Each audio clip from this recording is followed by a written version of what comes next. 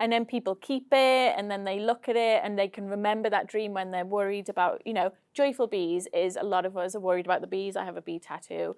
So you think about dead bees, and then what do you think of? You only think of dead bees. You don't think of how to help the bees because you're stuck in that sadness and that fear and that disempowerment.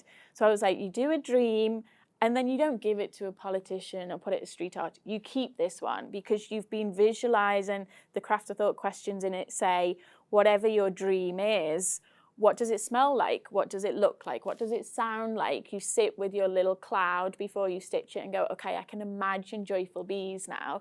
And then your brain starts figuring out how to help create the joyful bees.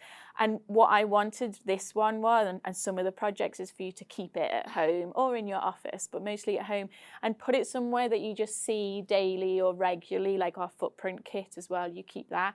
So that, and I said to Danbee, it's so that when you look at it, it might remind you of how you felt and what your craft of thoughts you were thinking while you were making it.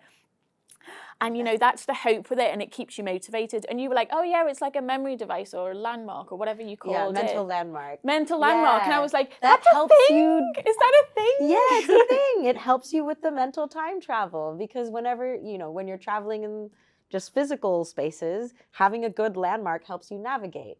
And so, having objects around you in your environment that remind you, oh, these are my commitments, these are my dreams, these are my goals. Having these physical objects, genuinely, it makes it easier for your brain to remember, oh, right, that was that thing when I got really excited about it and I decided that I'm going to do something about it. I decided to commit to supporting by doing a wild box on my windowsill to attract the bees. Or